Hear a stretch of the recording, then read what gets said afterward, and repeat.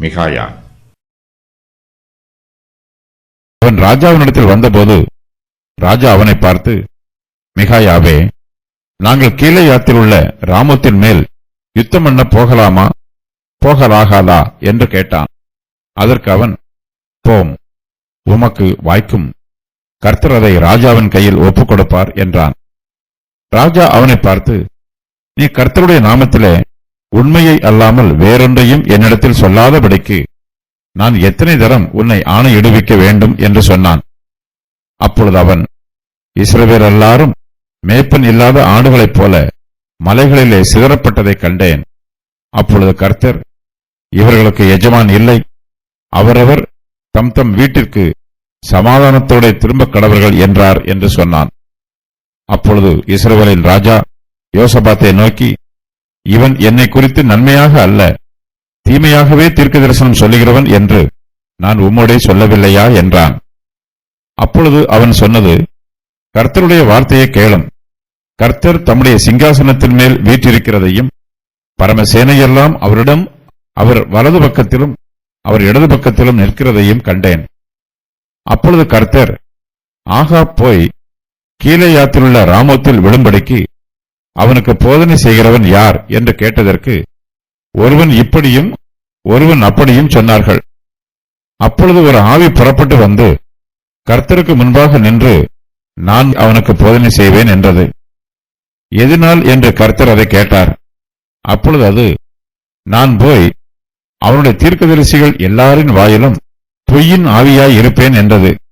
அதற்கு அவர், நீ அவனுக்கு போதனை செய்து அப்படி நடக்க பண்ணுவாய், போய் அப்படி செய் என்றார்.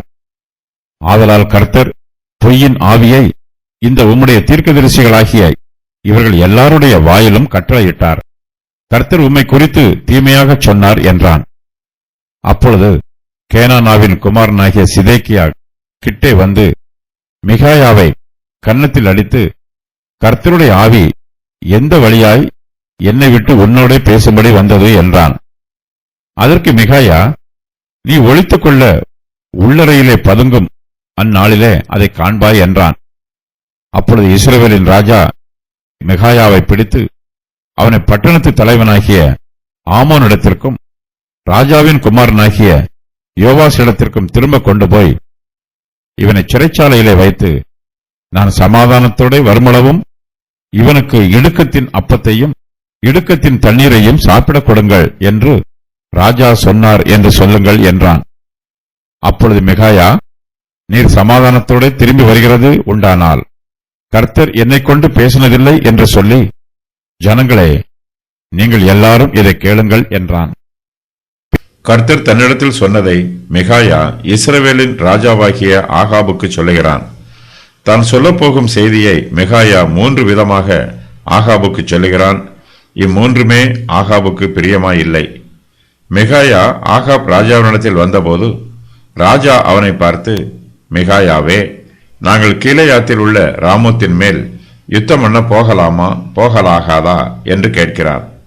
மிகாயா ஆரம்பத்தில் மற்ற தீர்க்கதரிசிகள் ஏற்கனவே சொன்ன வார்த்தைகளுக்கு இசைவாக தீர்க்க தரிசனம் சொல்லுகிறான். போம், உமக்கு வாய்க்கும் என்று மிகாயா ஆகாபுக்கு சொல்லுகிறான். இந்த வாக்கியம் இங்கு வஞ்சக புகழ்ச்சியாக கூறப்பட்டிருக்கிறது.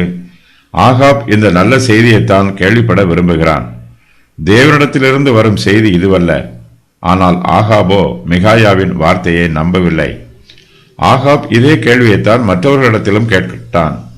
அப்பொழுது இஸ்ரவேலின் ராஜா ஏறக்குறைய 400 தீர்க்கதரிசிகளை கூடி வரச் செய்து, நான் கீலேயாத்தில் உள்ள ராமோத்தின் மேல் யுத்தம் பண்ண போகலாமா போகலாகாதா என்று அவர்களை கேட்டதற்கு அவர்கள், போம், ஆண்டவர் ராஜாவின் கையில் ஒப்புக் கொடுப்பார் என்றார்கள். 400 தீர்க்கதரிசிகளும் தனக்கு தீர்க்க தரிசனம் சொன்ன பிரகாரமாகவே மிகாயாவும் தனக்கு ஆறுதலான செய்தியை சொல்லுவான் என்று ஆகாப் எதிர்பார்க்கிறான். 400 தீர்க்கதரிசிகள் சொன்னது ஆகாபுக்கு கர்த்தருடைய வார்த்தையாக தெரியவில்லை. மிகாயா சொன்னால் அது கர்த்தருடைய வார்த்தையாக இருக்கும் என்று ஆகாப் நம்புகிறான்.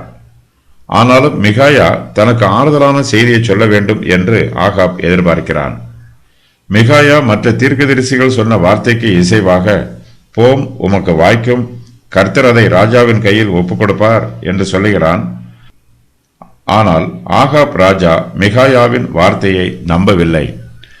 ஆகாப் ராஜா மிகாயாவை பார்த்து, நீ கர்த்தருடைய நாமத்தினாலே உண்மையை அல்லாமல் வேறொன்றையும் என்னிடத்தில் சொல்லாதபடிக்கு நான் எத்தனை தரம் உன்னை ஆணையிடுவிக்க வேண்டும் என்று சொல்லுகிறான்.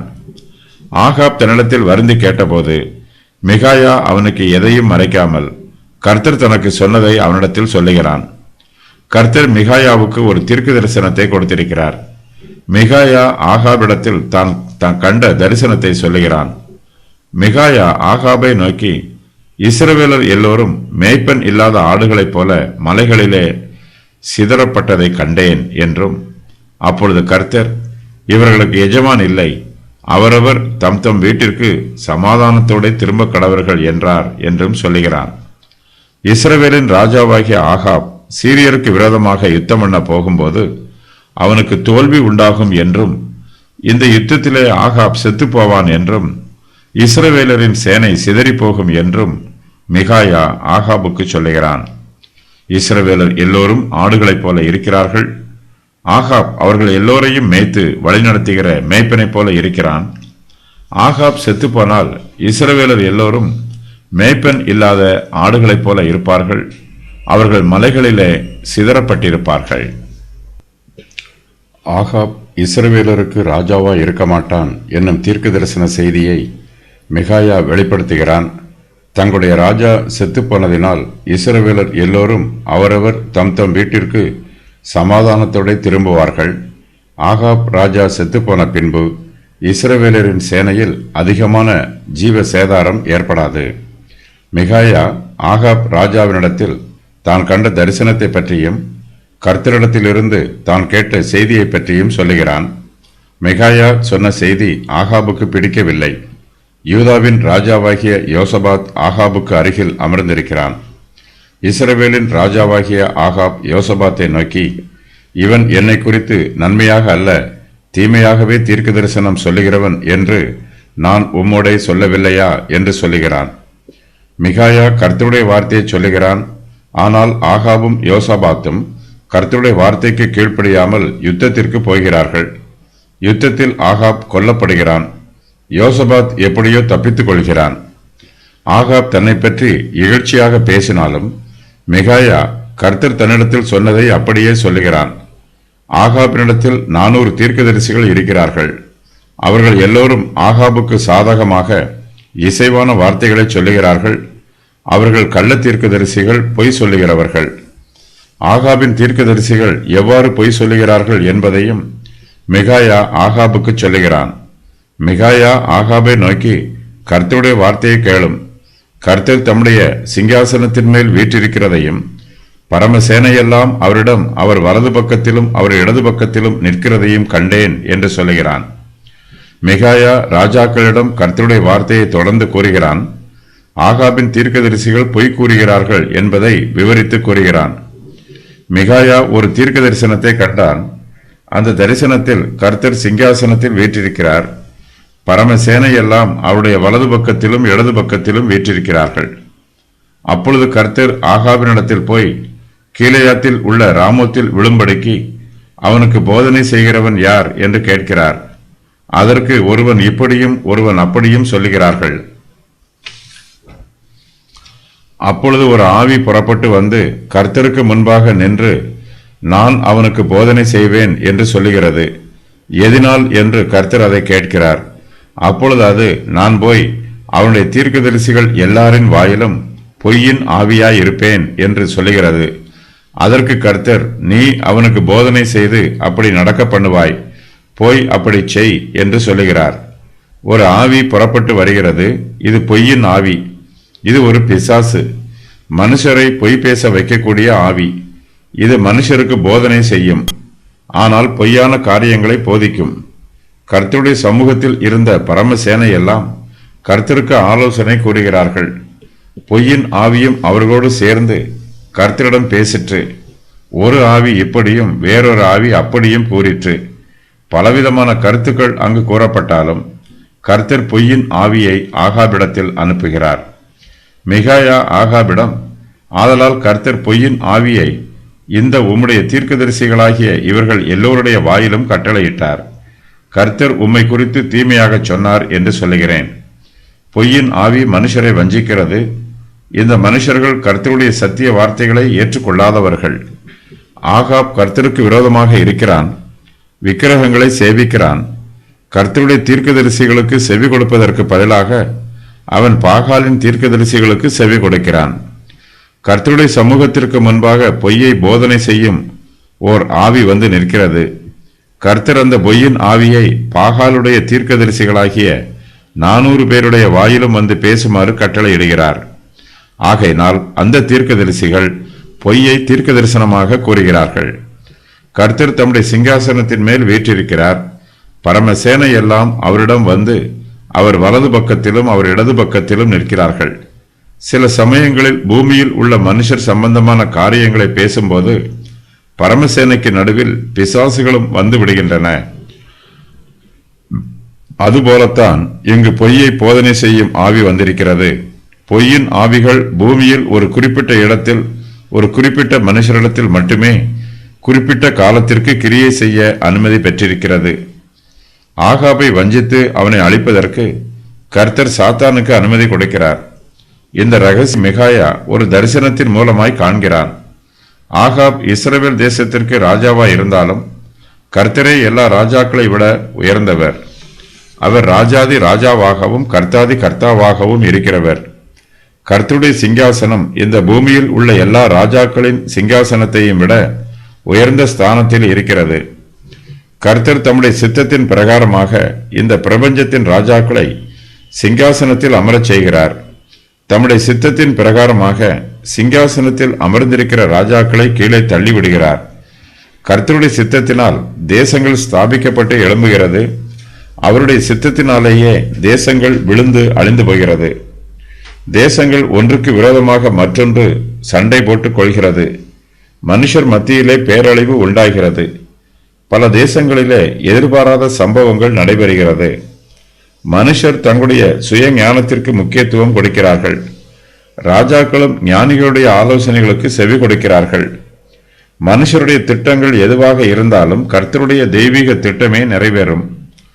கர்த்தர் சர்வ ஞானம் உள்ளவர்.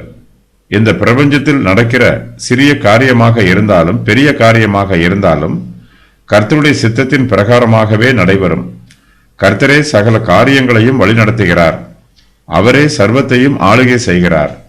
கர்த்தர் சர்வ ஆளுநர். சாத்தான் மனுஷரை வஞ்சிக்கிறான். ஆனாலும் கர்த்தருடைய தெய்வீக அனுமதி இல்லாமல் சாத்தானால் மனுஷரை வஞ்சிக்க முடியாது. மனுஷரை வஞ்சிப்பதற்கு கர்த்தர் சாத்தானுக்கு அனுமதி கொடுத்தாலும் அதன் மூலமாகவும் கர்த்தர் தம்முடைய தெய்வீக சித்தத்தை நிறைவேற்றவும் செய்கிறார். மிகாயா கர்த்தருடைய வார்த்தையை சொல்லி இஸ்ரவேலின் ராஜாவாகிய ஆகாபை எச்சரிக்கிறான். கீலேயாத்தில் உள்ள ராமோத்தின் மேல் யுத்தம் பண்ண போனால் ஆகாபுக்கு ஆபத்து உண்டாகும் என்று சொல்லுகிறான். ஆகாபின் 400 கள்ள தீர்க்கதரிசிகளும் ஆகாபினிடத்தில் போம், ஆண்டவர் ராஜாவின் கையில் ஒப்புக் கொடுப்பார் என்று பொய் சொல்லுகிறார்கள். ஆகாப் தன்னுடைய கள்ள தீர்க்கதரிசிகளின் வார்த்தைகளை கேட்டு சீரியருக்கு விரோதமாக யுத்தம் பண்ண போனால் அவனுக்கு ஆபத்து வரும். ஆகாப் தன்னுடைய கள்ள தீர்க்கதரிசிகளின் வார்த்தைகளை கேட்டால் அவனுக்கு அதைவிட பெரிய ஆபத்து வரும். மிகாயா ஆகாபுக்கு கர்த்தருடைய வார்த்தையை உண்மையாய் சொல்லுகிறான். ஆகாபும் அவனோடு கூட இருக்கிற கள்ள தீர்க்கதரிசிகளும் துன்மார்க்கராய் இருக்கிறார்கள். மிகாயா ஆகாபுக்கு கர்த்தருடைய வார்த்தையை சொல்லும் போது அங்கே சிதாக்கியா என்னும் கள்ள தீர்க்கதரிசியும் இருக்கிறான். இவன் கேனானாவின் குமாரன். சிதேக்கியா ஆகாபின் கிட்டே வந்து மிகாயாவை கன்னத்தில் அடிக்கிறான். சிதேக்கியா மிகாயாவிடம், கர்த்தருடைய ஆவி எந்த வழியாய் என்னை விட்டு உன்னோடே பேசும்படி வந்தது என்று கேட்கிறான். பாகாலின் 400 தீர்க்கதரிசிகளுக்கு மிகாயா தலைவனாக இருக்க வேண்டும். அடிபட்ட மிகாயா சிதேக்கியாவுக்கும் தீர்க்க தரிசனம் கூறுகிறான். மிகாயா இதற்கு மேல் பேசக்கூடாது என்பது சிதேக்கியாவின் திட்டம். மிகாயாவின் வாயை அடைத்து அவனை பேசாமல் தடுப்பதற்காக சிதேக்கியா மிகாயாவை கன்னத்தில் அடிக்கிறான். 2 ராஜாக்களுக்கு முன்பாக இந்த சம்பவம் நடைபெறுகிறது. இஸ்ரவேலின் ராஜாவாகிய ஆகாபும் யூதாவின் ராஜாவாகிய யோசபாத்தும் சமாரியாவின் ஒலிமுக வாசலுக்கு முன்னிருக்கும் விசாலத்தில் ராஜவஸ்திரம் தரித்துக் கொண்டவர்களாய் அவரவர் தம் தம் சிங்காசனத்தில் உட்கார்ந்திருக்கிறார்கள். சிதேக்கியாவோ மிகவும் துணிச்சலாக 2 எஜமான்களுக்கு முன்பாக மிகாயாவை கன்னத்தில் அடிக்கிறான். மிகாயா கர்த்தருடைய தீர்க்கதரிசி. கர்த்தருடைய ஊழியக்காரர்களை அவமானப்படுத்துகிறவர்கள் கர்த்தரையே அவமானப்படுத்துகிறார்கள். கள்ள தீர்க்கதரிசி கர்த்தருடைய தீர்க்கதரிசியை அடிக்கிறான். மிகாயாவோ சிதேக்கியாவை பதிலுக்கு பதில் அடிக்கவில்லை. இஸ்ரவேலின் ராஜாவாகிய ஆகாப் குற்றவாளியை பிடித்து தண்டிக்க வேண்டும். சிதேக்கியா மிகாயாவை கன்னத்தில் அடிக்கும்போது ஆகாப் ஒன்றும் சொல்லாமல் ஒன்றும் செய்யாமல் அமைதியாய் இருக்கிறான். ஆகாப் தன்னுடைய தப்பிதத்தை உணர்ந்து கொள்வான். அப்பொழுது மிகாயா, நீ ஒளித்துக்கொள்ள உள்ளறையிலே பதுங்கும் அந்நாளிலே அதை காண்பாய் என்று சொல்லுகிறான். ஆகாப் சீரியாவுக்கு விரோதமாக யுத்தம் பண்ண போனபோது சிதேக்கியாவும் அவனோடு கூட யுத்தத்திற்கு போயிருக்க வேண்டும் என்று சரித்திர ஆசிரியர்கள் சொல்லுகிறார்கள். அவன் யுத்த களத்திற்கு தன்னிடத்தில் இருந்த 2 இருப்பு கொம்புகளோடு போனான் என்றும் அந்த கொம்புகளை காண்பித்து இஸ்ரவேலின் சேனையை உற்சாகப்படுத்தினான் என்றும் வேத பண்டிதர்கள் சொல்லுகிறார்கள். சிதேக்கியா ஏற்கனவே இருப்பு கொம்புகளை காண்பித்து தீர்க்க தரிசனம் சொன்னான். தன்னுடைய தீர்க்க தரிசனம் நிறைவேறுவதை பார்ப்பதற்காக சிதேக்கியா இருப்பு கொம்புகளோடு யுத்த களத்திற்கு போயிருக்கிறான். ஆனால் இந்த யுத்தத்திலே இஸ்ரவேலர் தோற்று போகிறார்கள். இஸ்ரவேலின் சேனை சிதறி ஓடி போகிறார்கள்.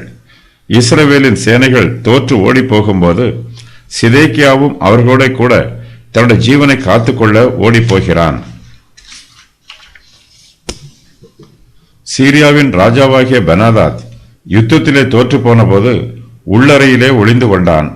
பெனாதாத்தை போலவே கள்ள தீர்க்கதரிசியாகிய சிதேக்கியாவும் இஸ்ரவேலின் யுத்த வீரர்களோடு தன்னை ஒளித்துக் கொள்ள உள்ளறையிலே பதுங்குகிறான் என்று வேத பண்டிதர்கள் சொல்லுகிறார்கள். மிகாயா தீர்க்க தரிசனம் சொன்ன பிரகாரம் தன்னை ஒளித்துக் கொள்ள உள்ளறையிலே பதுங்கும் அந்நாளில் மிகாயா சொன்ன தீர்க்க தரிசனம் நிறைவேறுவதை காண்கிறான்.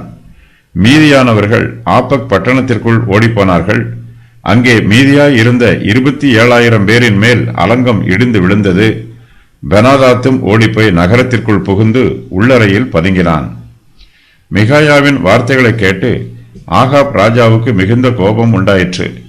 அப்பொழுது இஸ்ரவேலின் ராஜாவாகிய ஆகாப் மிகாயாவை பிடித்து அவனை பட்டணத்து தலைவனாகிய ஆமோனிடத்திற்கும் ராஜாவின் குமாரனாகிய யோவாசிடத்திற்கும் திருப்ப கொண்டு போய் இவனை சிறைச்சாலையிலே வைத்து, நான் சமாதானத்தோட வருமளவும் இவனுக்கு இடுக்கத்தின் அப்பத்தையும் இடுக்கத்தின் தண்ணீரையும் சாப்பிட கொடுங்கள் என்று ராஜா சொன்னார் என்று சொல்லுங்கள் என்று சொல்லுகிறான். ஆகாப் மிகாயாவை சிறைச்சாலையில் அடைத்து விடுகிறான். யுத்தத்தில் ஜெயம் பெற்று திரும்பி வரும்போது மிகாயாவுக்கு தண்டனை கொடுக்கலாம் என்று நினைக்கிறான். ஆனால் ஆகாப் யுத்தத்தில் மரித்து போகிறான். ஆகாப் இன்னும் தன்னுடைய கள்ளத்தீர்க்கதரிசிகளின் வார்த்தைகளை நம்புகிறான். சீரியருக்கு விரோதமான யுத்தத்திலே தனக்கு வெற்றி கிடைக்கும் என்றும் தான் சமாரியாவுக்கு சமாதானத்தோட திரும்பி வரப்போவதாகவும் ஆகாப் நம்புகிறான். ஆனால் கர்த்தருடைய வார்த்தையோ ஆகாபுக்கு விரோதமாயிருக்கிறது. ஆகாப் அழிவுக்கு நியமிக்கப்பட்டிருக்கிறான். ஆகாப் மிகாயாவுக்கு தன்னுடைய தீர்ப்பை சொல்லும்போது அங்கே ஏராளமான ஜனங்களும் கள்ள தீர்க்கதரிசிகளும் கூட்டமாய் நிற்கிறார்கள். மிகாயா கர்த்தருடைய வார்த்தையை எல்லா ஜனங்களுக்கும் முன்பாக சாட்சியாய் அறிவிக்கிறான். அப்பொழுது மிகாயா, நீர் சமாதானத்தோட திரும்பி வருகிறது உண்டானால் கர்த்தர் என்னை கொண்டு பேசினதில்லை என்று சொல்லி, ஜனங்களே நீங்கள் எல்லாரும் இதை கேளுங்கள் என்று சொல்லுகிறான்.